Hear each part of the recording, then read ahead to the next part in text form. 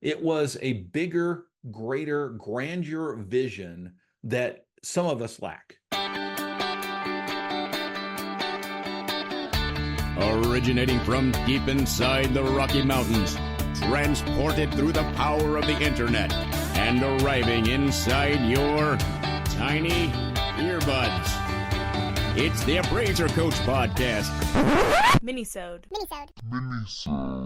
All right, folks, you caught me on an off day.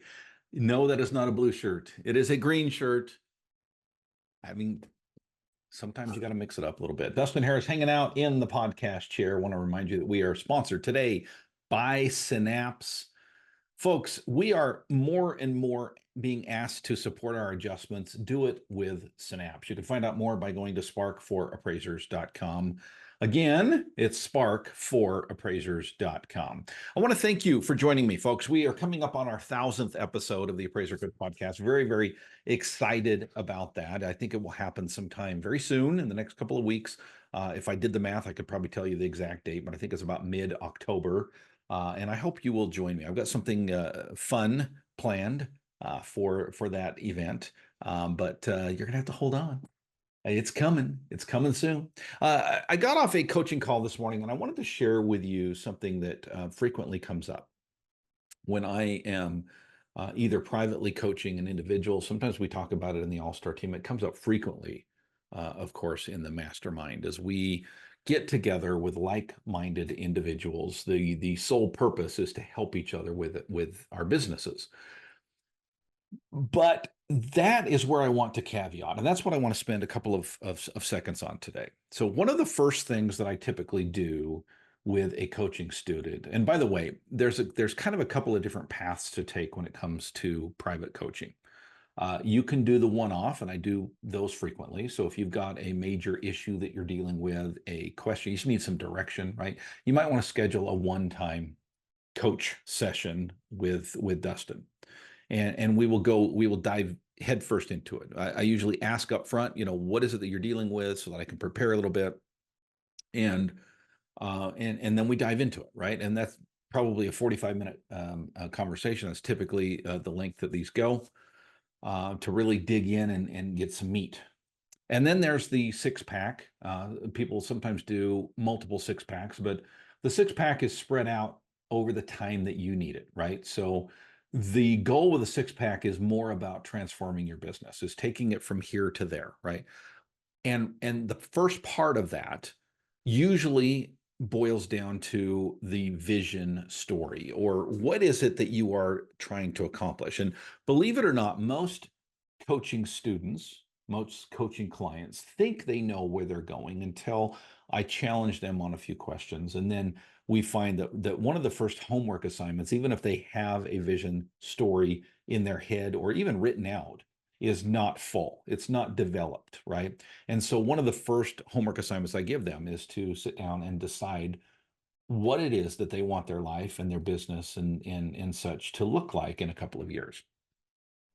And that leads us to the conversation today, because I met for the second session with an individual this morning, and he had done his homework. He did not come to the table with a vision statement at our first session.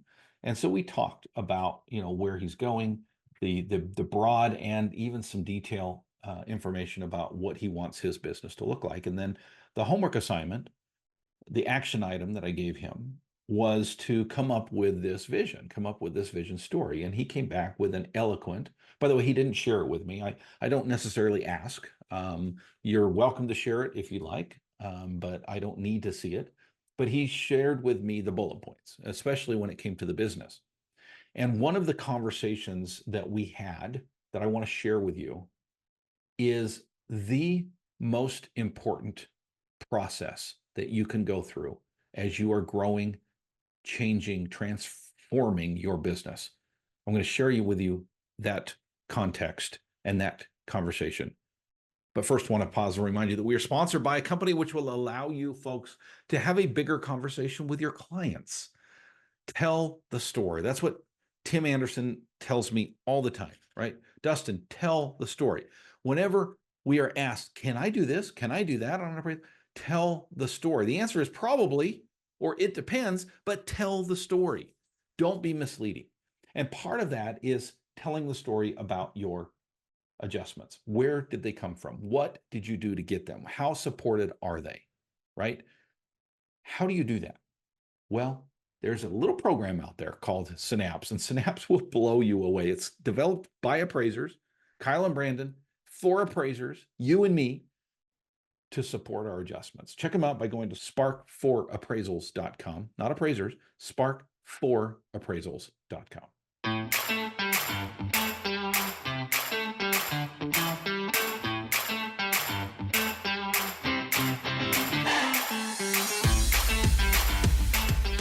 Welcome back. Welcome back. Welcome back. Lovely to have you, my friends. Thank you for being here. So glad you're here. I am talking today a little bit about vision, but bigger than that, I want to talk to you about the conversation that I had with this individual as he came back to the table for the second session. And one of the things that we dove into today was a broader context. And I'm going to sum this up and say the why of what you do. WHY. Right? Why do you do what you do? Because if it is to grow an empire, is it to say, hey, look at me, badge of honor, I have $1 million company, okay? Then great. I mean, there's nothing wrong with that, I guess, per se. But why? Why do you want that $1 million company?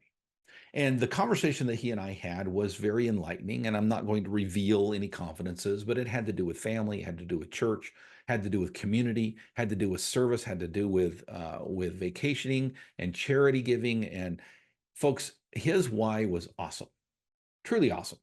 And I mean awesome, not just in a throwaway word, but awesome in the full sense of that word. It was a bigger, greater, grandeur vision that some of us lack.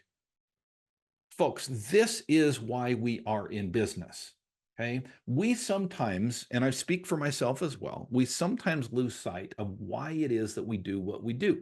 It really comes down to, folks, why I don't grow my business right now. I'm not in that stage of life right now. I've got 3 other businesses, not just the appraisal business, 3 other businesses, and I don't want to work 40, 50, 60 hours a week anymore. I want to have a life that I enjoy. My son and I went out last night and we shot our archery, our bows, for about an hour and a half. It was lovely. It was about 75 degrees outside. It was, the sun was starting to set, and we're out on our Idaho lawn shooting our bows and just having a wonderful time together, having a conversation, and he teaching me. He's the archery coach for me. He's teaching me all these things that I can do to improve my aim and my shots. And folks, that's what it's all about. If you lose sight of why you do what you do, don't forget to circle back and remember your why. Thank you for joining me today, folks. It's always a pleasure. Go create some value.